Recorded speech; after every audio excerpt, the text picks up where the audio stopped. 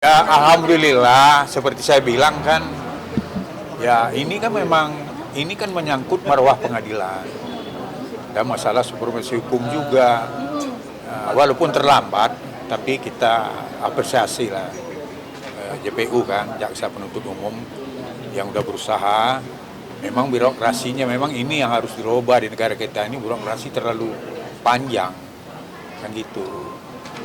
Jadi ya pastilah kita memahami ya kan, ya Pak Menko kan sesuai dengan permintaan kami kan mereka udah kirim surat ke Menko, ya kan, Menteri Hukum, Menteri Koordinator Hukum, kemudian ke Menteri Imapas. Nah kan memang benar, karena apa? Dirjen ini kan masih tingkatnya kan masih, ya kan ada yang lebih atas. Nah kalau Menko kan udah jelas itu kan Pak Yusril, profesor kan, jelas itu kan pengacara, ya kan. Pak Menko juga pengacara juga. Dan Pak Kementerian Imapas, beliau ini kan juga orang sangat paham ya, beliau ini kan mantan kabar eskrim.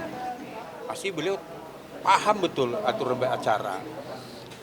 Jadi otomatis kan ya surat ini udah nyampe di tangan beliau itu pasti nggak akan ada halangannya. Karena ini menyangkut dengan supremasi hukum dan menyangkut juga dengan marwah pengadilan ini. Jadi ya kita bersiap-siap untuk besok itu pembuktian. Ya kami kan juga udah siap juga kan, menguatkan eksepsi kami itu dengan bukti-bukti juga, dengan saksi. Kemudian juga ya mudah-mudahan Amar ya sesuai dengan janjinya akan membongkar perkara-perkara peredaran narkotika dan birokrasi di lapas. Nah, ini kan kita, ayolah nanti kita rame-rame kan media untuk menyaksikan nanti. Supaya apa? Supaya ini kan tujuannya kan baik. Supaya kedepannya ya mungkin lapas ini akan terbebas dari peredaran narkotika. Dan kemudian juga kan ya supaya nanti akan ketahuan juga bagaimana perannya dari para petugas lapas, kok bisa barang yang harus diawasin ya kan bisa ditangkapnya di dalam.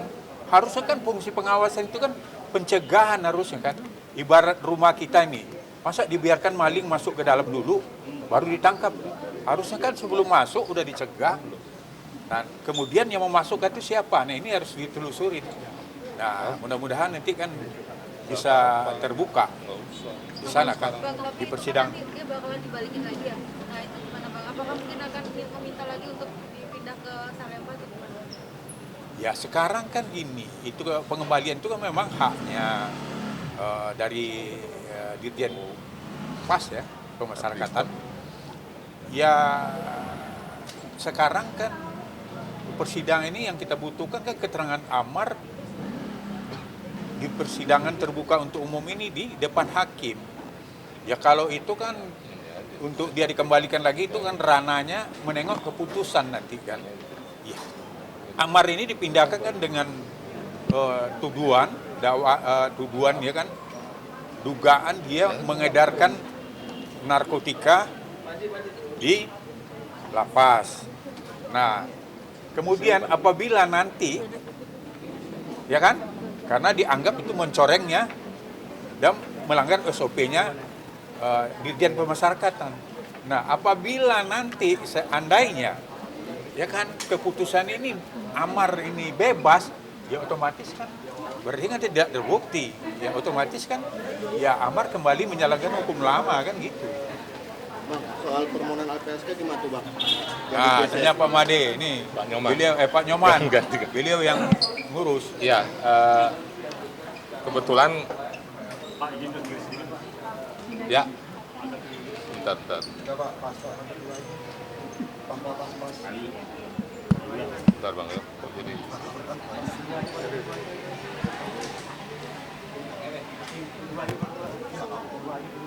bentar ya.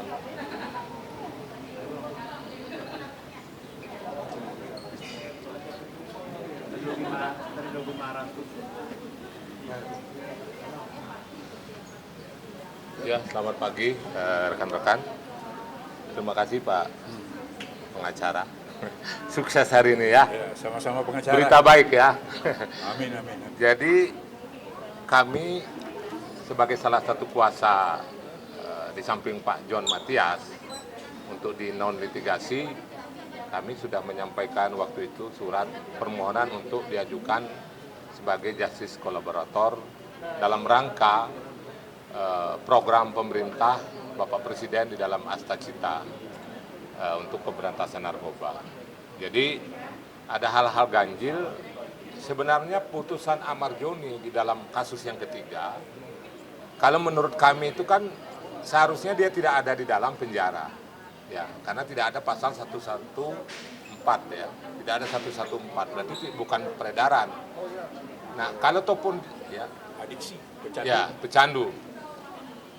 Kasus pertama pemakai, kasus kedua pemakai, kasus ketiga pun seharusnya pemakai, harusnya putusannya rehabilitasi kan gitu ya, kita balik ke belakang dulu. Nah kalau itu pun dia divonis penjara, dia masih adiksi, kecanduan, terus siapa yang membuat ya hal perkara yang keempat ini bisa terjadi kan gitu ya? Berarti ada yang skenarionya itu gitu. Sehingganya berdasarkan hal tersebut kami juga baru mendapat informasi dari LPSK bahwa proses telaah mulai tanggal 1 Desember itu sudah dilakukan. Yang paling penting kami waktu itu dengan adiknya Marjoni ke sana dengan ibu dokter sudah dilakukan pemeriksaan juga. Termasuk juga yang paling penting kita juga sudah menyampaikan 4 lembar kronologi asli yang sudah diserahkan oleh kami yang ditulis oleh Amar Joni. Ya, itu menjadi salah satu syarat penting di dalam proses penilaian apakah Amar Joni memenuhi syarat untuk dijadikan justice kolaborator. Termasuk juga kronologi yang ditulis sendiri oleh Amar Joni yang itu juga sudah disampaikan ke LPSK.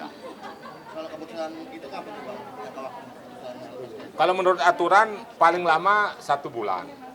Nah, telaah itu secara resmi kami sudah terima kemarin. Hari ini kok HP ngaco juga ya. Bentar.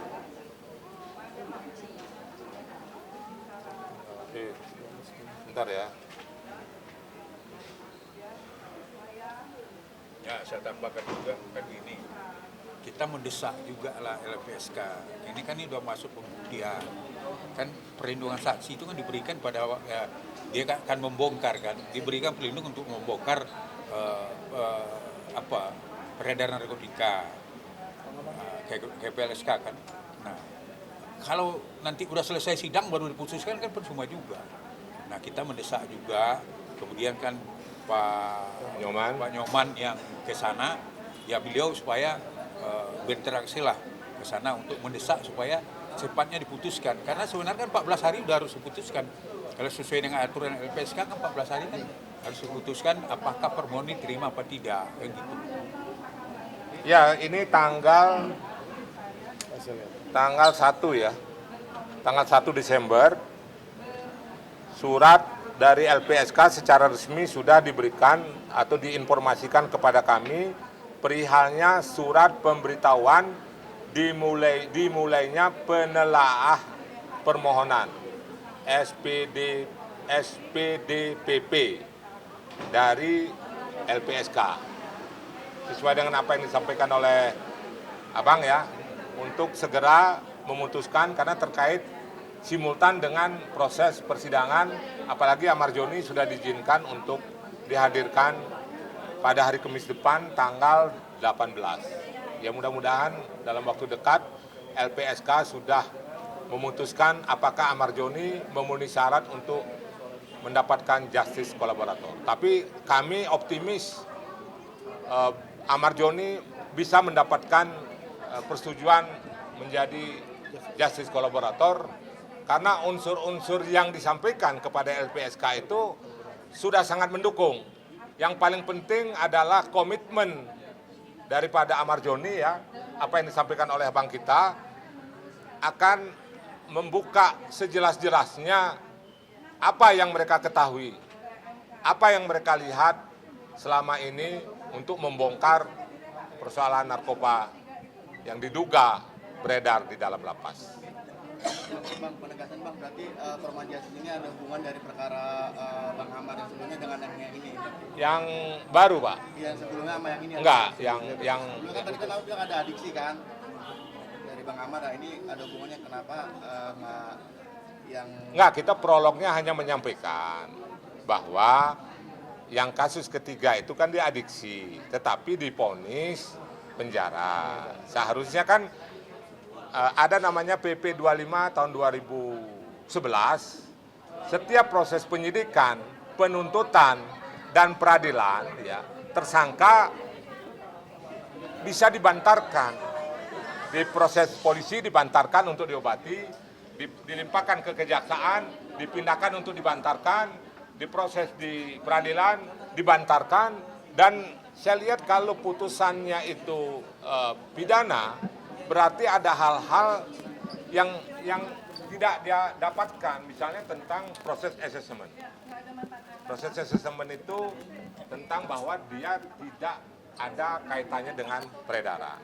Sehingganya seharusnya, dan jaksa pun, Jaksa Agung kalau tidak salah telah mengeluarkan surat